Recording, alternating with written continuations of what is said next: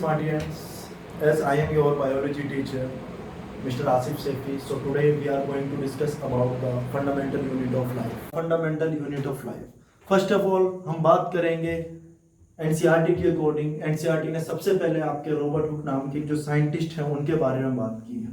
Robert Hooke एक scientist थे जो कि 65 के अंदर अपना बनाया हुआ माइक्रोस्कोप, सेल्फ डिजाइन माइक्रोस्कोप उन्होंने अपना बनाया।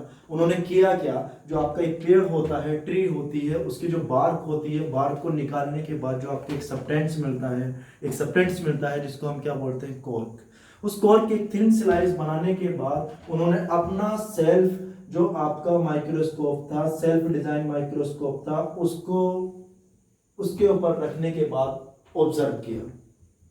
ऑब्जर्व करने के बाद देखा वो जो कॉर्क सब्सटेंस था जो कि आपकी ट्री की बार्क से मिला था, वो एक तरीके से स्ट्रक्चर शो कर रहा था। किसके अंदर? माइक्रोस्कोप के अंदर। कैसा स्ट्रक्चर शो कर रहा था? हनीकॉम्ब की तरह।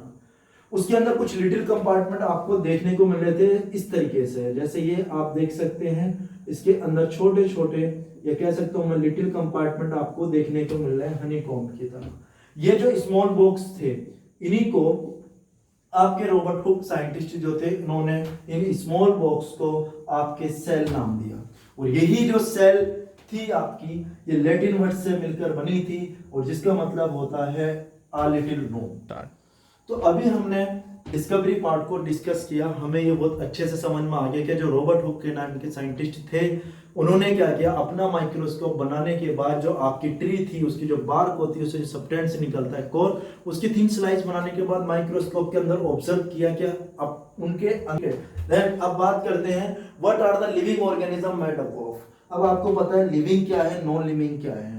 इसको जानने से पहले हमें कुछ ज्यादा बड़ा कुछ नहीं जानने की कोशिश करते हैं, हम सिर्फ हम ये बता लेते हैं ऑल लिविंग ऑर्गेनिज्म जो बने होते हैं वो सेल से मिलकर बने होते हैं। लाइफ जो है अर्थ पर, जो लिविंग्स हैं वो सारे के सारे किससे मिलकर बने हैं? सेल से मिलकर बने हैं। और जो नॉन लिविंग्स हैं वो सेल से मिलकर नहीं बने हैं। तो अगर डिफरेंस की अगर हम बात करें नॉन लिविंग की या लिविंग की, तो अगर सबसे बड़े या मेजर डिफरेंस की बात करूं तो इनके अंदर दो हैं। पहला क्या, ये सेल से मिलकर बने होंगे लिविंग ऑर्गेनिज्म, और दूसरा ये मेटाबॉलिज्म को शो करेंगे। लेकिन जैसे ही मैं बात करता हूं नॉन लिविंग की, तो ये सेल से मिलकर नहीं बने होंगे और मेटाबॉलिज्म को शो नहीं करेंगे। तो लिविंग ऑर्गेनिज्म की अगर मैं डिफाइनिंग फीचर की बात करूं, डिफाइनिंग कैरेक्टर की अगर बात करूं, तो उसके अंदर हमें दो चीजें याद रखनी है। पहली कि ये सेल से मिलकर बने, दूसरी क्या इसके अंदर मेटाबॉलिज्म शो होगा। मैंने किसकी बात करी? जो आपके लिविंग ऑर्गेनिज्म है, एक तो आपकी सेल से मिलकर बने होंगे, दूसरा मेटाबॉलिज्म शो करेंगे। लेकिन नॉन लिविंग जो होंगे आपके, वो सेल से मिलकर नहीं बने होंगे, ना ही मेटाबॉलिज्म आपका शो करेंगे। तो ये डिफरेंस है। तो अल्टीमेटली अब हम बोल सकते हैं cell is the basic fundamental structure and functional unit of life. आपकी एनसीईआरटी बोलती है कि cell is the basic structural, fundamental and functional unit of life. Structural unit क्यों बोला इसको? स्ट्रक्चरल क्यों बोला? स्ट्रक्चरल इसलिए बोला क्योंकि जिस तरीके से हमारी एक छोटी छोटी जो आपकी ब्रिक्स होती हैं, ईंटों से मिलकर कोई भी आपका बिल्डिंग बनती है, कह सकते हैं, जो आपके किसी भी चीज को आप बिल्ड करते हो, बनाते हो, तो छोटी छोटी आपको ईंटों की जरूरत पड़ती है। उसी तरीके से किसी भी लिविंग ऑर्गेनिज्म को बनाने के लिए सेल्स की जरूरत पड़ती है। सेल्स सबसे छोटी यूनिट है, जो छोटी छोटी सेल्स मिलकर आपकी पूरी बॉडी का फॉर्मेशन करती हैं। तो इसीलिए इसको स्ट्रक्चरल यूनिट कहा जाता है। फंक्शनल यूनिट क्यों कहा जाता है? Functional unit of life. Functional unit of life इसलिए क्यों कहा जाता है? फंक्शनल यूनिट ऑफ लाइफ इसलिए कहा जाता है क्योंकि लाइफ को मेंटेन करने के लिए जो बेसिक फंक्शन होते हैं, जैसे हम कह सकते हैं न्यूट्रिशन की उसको जरूरत पड़ रही है, उसको रेस्पिरेशन की जरूरत पड़ रही है, एक्सक्रीशन की जरूरत पड़ रही है, ट्रांसपोर्टेशन की जरूरत पड़ रही है। ये सारे बेसिक फंक्शन सेल को परफॉर्म करने होते हैं। इसीलिए आपकी फंक्शनल यूनिट कौन कहलाती है? सेल कहलाती है। तो अभी हमें ये क्लियर हुआ cell is the basic fundamental structural and functional unit of life. अब हम देख सकते हैं कि जो लाइफ है, हमारे जो लिविंग है अर्थ के अंदर, वो सारे किससे मिलके बने? सेल से मिलके बने। अगर मैं बात करूं प्लांट्स की, तो प्लांट्स के अंदर भी आप देख सकते हैं कि मैं बात कर रहा हूं सिर्फ एक यहाँ पर मैंगो ट्री की। अगर मैंने मैंगो ट्री की बात की, तो वो भी सब किससे मिलके बने? उसके जो अंदर सेल्स हैं उन्हीं से मिलकर एक मैंगो ट्री बनी है। अगर मैं बात करता हूँ एनिमल की, तो एनिमल के अंदर अगर मैं एग्जाम्पल लेता हूँ ह्यूमन, इंसानों की, हम अपनी बात ही करते हैं तो हम सब भी किससे मिलकर बने हैं? सेल्स। हमारी बॉडी का एक एक पार्ट किससे मिलकर बना है बच्चों? सेल से। अब हम बात करते हैं किसकी? माइक्रो ऑर्गेनिज्म की। ऐसे ऑर्गेनिज्म, ऐसी लाइफ जिनको हम अपनी आंखों से नहीं देख सकते, जिन्हें देखने के लिए हमें किसकी जरूरत पड़ती है? माइक्रोस्कोप की जरूरत पड़ती है। ठीक है, तो उनको हम माइक्रो ऑर्गेनिज्म बोलते हैं। जैसे बैक्टीरिया बहुत ज्यादा छोटा होता है, माइक्रो ऑर्गेनिज्म कहाँ हो सकते हैं? हमारी एयर के अंदर हो सकते हैं, सोइल के अंदर हो सकते हैं, वाटर के अंदर हो सकते हैं, कहीं भी प्रेजेंट हो सकते हैं अर्थ पर, तो उनको हम माइक्रो ऑर्गेनिज्म कहते हैं। वो इतने छोटे होने के बाद भी, अगर मैं इसकी बात करूं, अगर ये मैंने एक डॉट लगाया तो इसका 1000वां भाग भी हो सकते हैं। इतना छोटे माइक्रो ऑर्गेनिज्म हो सकते हैं जिनको देखने के लिए हमें किसकी जरूरत पड़ती है? माइक्रोस्कोप की जरूरत पड़ती है। तो अब हम सेल के बारे में थोड़ा सा और जानने की कोशिश करते हैं। अभी तक हमने सेल के बारे में पढ़ा कि सेल को किस तरीके से रॉबर्ट हुक ने डिस्कवर किया। उसके बाद बात करते हैं हम कुछ और बातों की। जैसे पहले हमने सबसे पहले डिस्कस किया कि सेल को जो डिस्कवर किया सबसे पहले वो रॉबर्ट हुक ने किया 6065 में अपने माइक्रोस्कोप के थ्रू। ठीक है, देन ल्यूवेनहॉक जो आए, एंटोनी वॉन ल्यूवेनहॉक एक साइंटिस्ट आया। अभी तक जो ये सेल थी जो रॉबर्ट हुक ने डिस्कवर की थी वो थी क्या? डेड सेल थी। लेकिन लिविंग सेल्स को जो सबसे पहले देखा पॉन्ड वाटर के अंदर, जो आपका तालाब का पानी होता है उस वाटर के अंदर फ्री लिविंग सेल्स जो थी, सबसे पहले उनको जो देखा वो एंटोनी वॉन ल्यूवेनहॉक ने देखा। देन उसके बाद एक और साइंटिस्ट आए, रॉबर्ट ब्राउन। उन्होंने बताया जो सेल होती है, सेल के अंदर एक सेल का डायरेक्टर कह सकते हो या कंट्रोलर कह सकते हो, एक न्यूक्लियस सेल ऑर्गेनल होता है, न्यूक्लियस प्रेजेंट होता है। ये सबसे पहले बताया किसने? आपके रॉबर्ट ब्राउन ने। तो न्यूक्लियस को डिस्कवर किसने किया? रॉबर्ट ब्राउन ने। अब सेल के अंदर एक टर्म दिया प्रोटोप्लाज्म। प्रोटोप्लाज्म नाम का जो एक टर्म था वो टर्म दिया आपका पुरकिंजे ने। पुरकिंजे एक साइंटिस्ट थे जिन्होंने जो सेल थी, सेल के अंदर प्रोटोप्लाज्म का एक टर्म दिया। अभी तक हम सेल के बारे में बहुत कम जानते थे। सेल के बारे में ज़्यादा जानने के लिए दो साइंटिस्ट आए, स्लीडन और स्वान। इन्होंने काफ़ी रिसर्च करने के बाद ये पता लगाया कि जितने भी प्लांट्स और एनिमल या लाइफ जो हैं अर्थ पर वो सब सेल से मिलकर बनी है। इन्होंने ये सारी चीज़ों को ध्यान में रखते हुए सेल थ्योरी दी।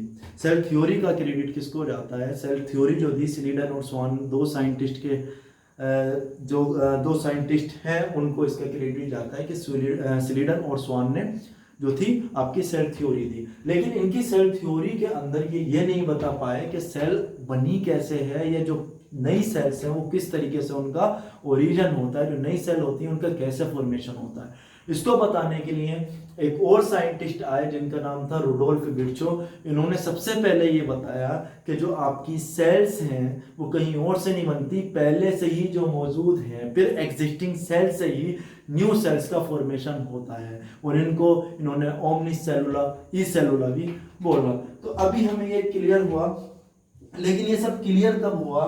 स्टार्टिंग में जो हमारे पास माइक्रोस्कोप था वो अच्छी कंडीशन के अंदर नहीं था। धीरे धीरे जैसे टेक्नोलॉजी आगे बढ़ी ऐसे ही हमारा इलेक्ट्रॉन माइक्रोस्कोप बन गया। और जब इलेक्ट्रॉन माइक्रोस्कोप बन गया तो हम छोटी चीज़ों को मैग्नीफाई करने के बाद बहुत अच्छे से देख सकते थे, और उनके बारे में जो सेल के अंदर जो उसके कंपोनेंट्स हैं, जो सेल ऑर्गेनल्स हैं, सेल के जो पार्ट्स हैं, उनके बारे में स्टडी करना आसान हो गया। सो अब करते हैं हम बात सेल के शेप और साइज की। जो सेल थी अभी तक हमने पढ़ा कि उसकी डिस्कवरी कैसे हुई, सेल क्या है, cell is the basic structural function and fundamental unit of life. अभी हमें इतना पता होने के बाद हमने देखा कौन कौन से साइंटिस्ट इससे रिलेटेड थे, सेल थ्योरी किसने दी, न्यूक्लियस नाम किसने दिया। ये सब होने के बाद अब हम इम्पोर्टेंट बात करते हैं कि सेल की जो आपकी जो सेल है उसकी शेप कैसी होती है और उसका साइज कैसा होता है। तो डिफरेंट टाइप की आपकी सेल्स होती हैं जिनका डिफरेंट टाइप का शेप होता है, डिफरेंट टाइप की ही साइज होती है। अगर मैं बात करूं सबसे पहले शेप की, तो डिफरेंट शेप आपको देखने को मिलेंगे सेल्स के अंदर। अगर मैं ह्यूमन की ही बात करूं, हम अपनी ही बात करें, तो हमारी बॉडी के अंदर जो सेल्स हैं वो अलग अलग टाइप के क्या रखती हैं, शेप रखती हैं। अगर मैं बात करता हूं किसकी, आपके मसल्स की, अगर मैं आपके मसल्स की बात करूं, जो आपके मसल्स होते हैं बॉडी के अंदर, उसकी जो आपकी स्मूथ मसल सेल्स होती है, तो उसका कुछ इस तरीके का मुझे शेप देखने को मिलता है, कुछ इस तरीके का मुझे शेप स्मूथ मसल सेल के अंदर देखने को मिलेगा। देन मैं बात करता हूँ अगर ब्लड सेल्स की, जो आपकी ब्लड है, ब्लड भी सेल्स से मिलकर बना है, उसके अंदर भी सेल्स होती हैं, तो उनकी शेप भी डिफरेंट टाइप की, अलग अलग तरीके की मुझे देखने को मिल सकती हैं। इसके अलावा मैं बात करूँ अपनी ही बॉडी के अंदर जो हमारे न्यूरॉन्स हैं, जो एक जगह से दूसरी जगह मैसेज ट्रांसफ़र करने का काम करती हैं, जो आपकी एक जगह से दूसरी जगह का ट्रांसमिशन करती हैं, किसका, मैसेज पहुंचाने का। कोई भी आपको एक्सटर्नल एनवायरनमेंट से मैसेज मिलता है, या कह सकते हैं स्टिमुलाई मिलता है, उसको बॉडी सेंस करने के बाद उसके लिए जो रेस्पॉन्स शो करती हैं, उसमें न्यूरॉन या नर्व सेल का काम होता है। तो उसको कौन करता है आपका, उसको करती हैं आपकी नर्व सेल, और नर्व सेल की कुछ इस तरीके की आपको अलग ही तरीके की शेप आपको देखने को मिलेगी। ऐसे ही मैं बात करूं हमारी बॉडी के अंदर फैट सेल होती हैं, फैट सेल के अंदर भी क्या, उनकी शेप कुछ इस तरीके की आपको देखने को मिलेगी। ऐसे ही अगर मैं बात करूं ह्यूमन के अंदर जो मेल होता है, मेल के अंदर जो जर्म सेल बनाती हैं, अल्टीमेटली क्या बनाती हैं, वो बनाती हैं स्पर्म। अगर मैं स्पर्म की साइज की बात करूं, या फिर कह सकते हो यहाँ पर हम शेप की बात कर रहे हैं, तो कुछ अलग तरीके की स्पर्म की जो शेप है वो देखने को मिलेगी। ऐसे ही जो फीमेल है, जो गर्ल्स हैं, उनके अंदर भी एक टाइम के बाद क्या बनते हैं, ओवम बनता है। ओवम बनने की जो ओवम है, ओवम का भी क्या होगा, अलग तरीके की आपको शेप देखने को मिलेगी। तो हमें ये पता है कि अलग अलग टाइप की सेल्स हैं। बोन्स हो गई, बोन सेल्स अलग हैं हमारे पास, इसी तरीके से हमारी मसल सेल्स हैं, इसी तरीके से नर्व सेल है, न्यूरॉन सेल्स, तो डिफरेंट टाइप की हमारी बॉडी के अंदर सेल्स हैं। उन सारी सेल्स की अलग अलग टाइप की क्या होती है, शेप होती है, उनका अलग तरीके का आकार होता है। इसी तरीके से हम बात करते हैं किसकी, साइज की।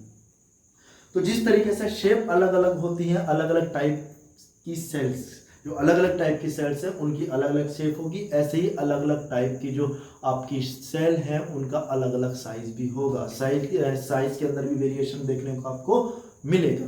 अगर मैं साइज की ही बात करूं तो सबसे छोटी सेल की अगर मैं बात करता हूं तो इसको हम बोलते हैं माइकोप्लाज्मा। आपकी स्मॉलेस्ट सेल जो है उसका नाम है माइकोप्लाज्मा। सबसे छोटी सेल की अगर मैं बात करूं तो उसका नाम क्या है, माइकोप्लाज्मा। अगर मैं बात करता हूं सबसे बड़ी सेल की, अगर मैं बात करता हूं सबसे बड़ी सेल की, तो ये है ओस्ट्रिच एग।